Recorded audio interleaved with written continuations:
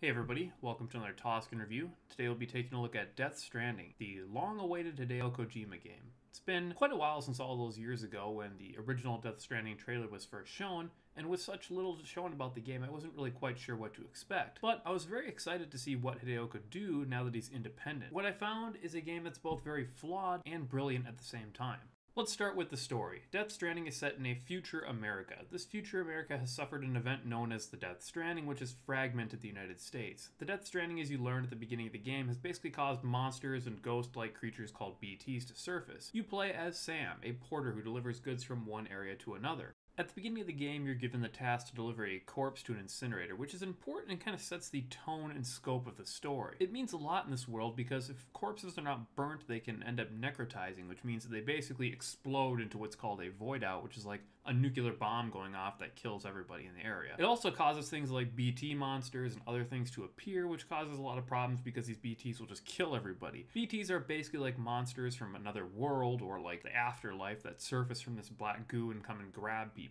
It's these void outs and these BT things that have really caused the fragmentation of the United States. In this fragmented world, porters like Sam are incredibly important because there's a bunch of different disconnected cities all over the world of Death Stranding. And without these porters, there's nothing to bring needed goods like medicine, food, and water that others would need. Sometimes we're even giving tasks to deliver some kind of monotonous things like a pizza or other random things, but for the most part, it kind of centralizes the story around trying to reconnect America.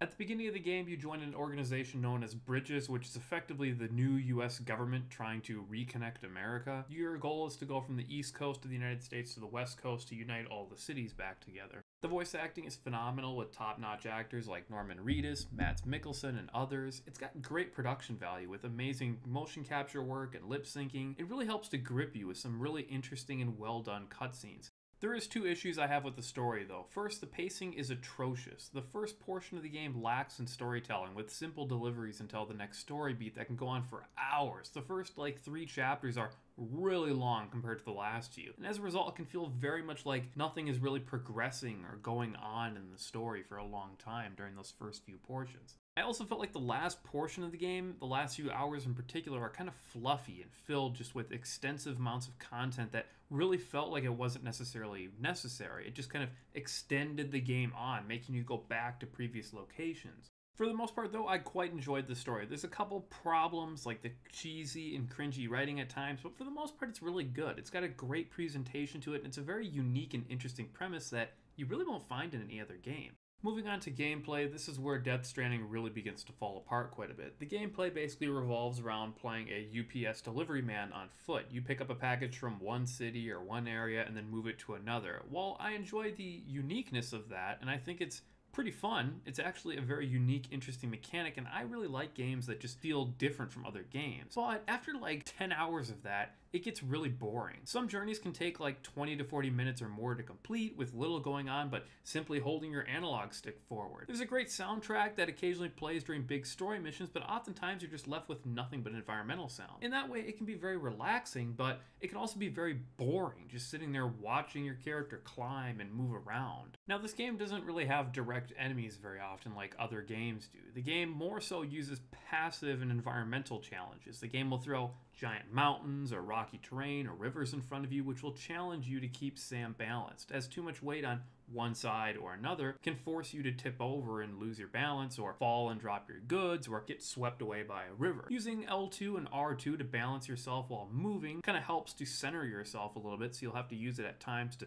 keep yourself from falling over, which is an interesting and unique mechanic. You also have a number of different gadgets like ladders, which you could lay down to climb a river or to go across a mountain. You can also use things like ropes to climb down a mountain more easily than trying to navigate around the cliff edges. These are all pretty cool and interesting mechanics that add kind of a strategical layer to the game, having you plan your route ahead of time through different obstacles. However, oftentimes I felt like these obstacles and gadgets were just kind of unnecessary. Take, for example, around the midway through the game, you start in a giant snowy area. The mountain slopes are fairly mild, meaning that ladders, ropes, and other things are not honestly particularly useful. Sometimes you have a cliff edge that maybe you want to use them, but more often than not, you can just brute force your way going up and down mountains slowly. Instead, it just kind of feels like all this stuff is unnecessary. And I never really felt compelled oftentimes to use these when I could just walk my way through, continually brute forcing through different objectives. It just feels like the gadgets are kind of useless in a lot of ways. Of course, they do sometimes save you time, sometimes I found them useful, but more often than not, I just kind of kept walking or climbing or moving around.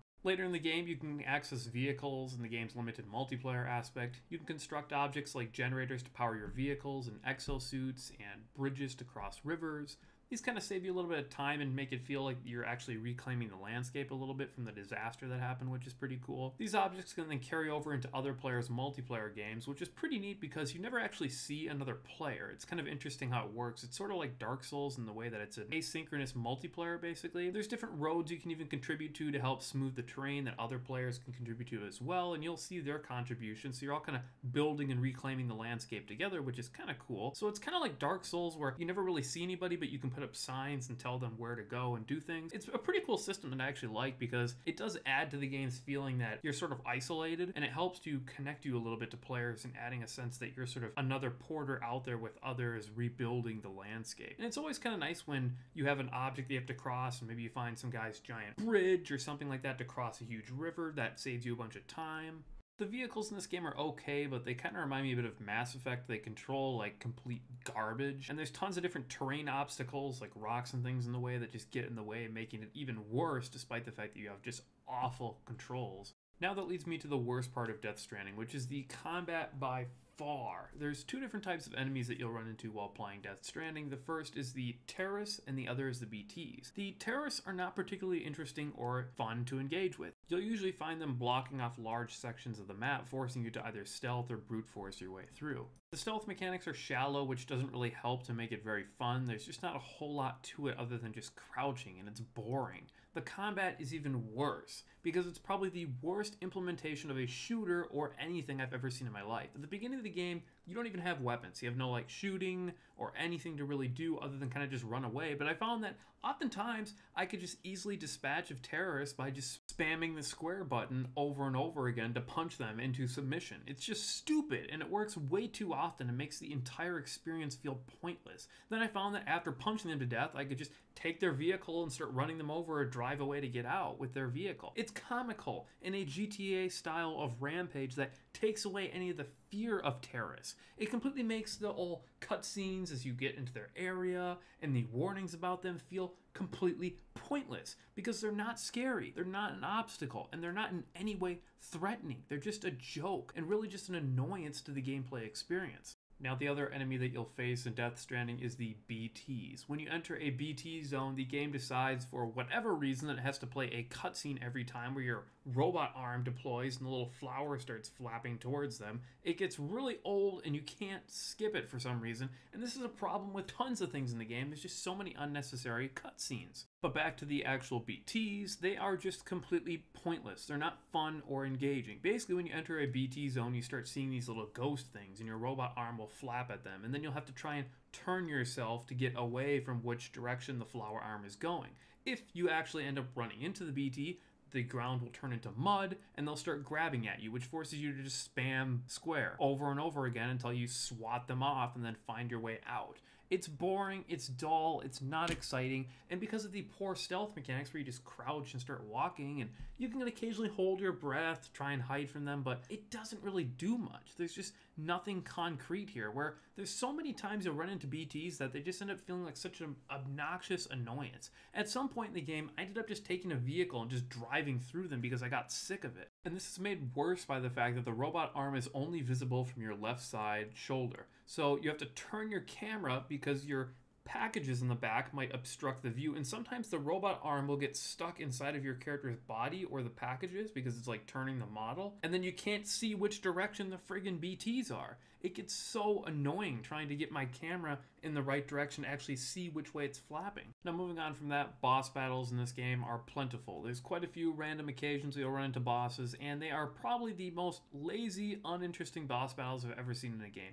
They're boring, generic, and oftentimes too long. This is made worse by the fact that the gun mechanics, the shooting, and other weapons that you'll gain later in the game that help you to defeat the BTs are poorly implemented and boring to use. Another thing that drove me nuts in this game is the obnoxious Monster Energy drink sponsors. I don't know how much Monster paid for this game, but there's some other pretty bad sponsorships in this game too, but this one in particular. To boost your stamina to get the extra 25% stamina, you have to drink 3 Monster Energy drinks. And you have to watch this cutscene where Norman Reedus is just guzzling them down. It's comically stupid. I mean, you can skip it, of course, but why am I being forced to do this mechanic to get the stamina boost? Why?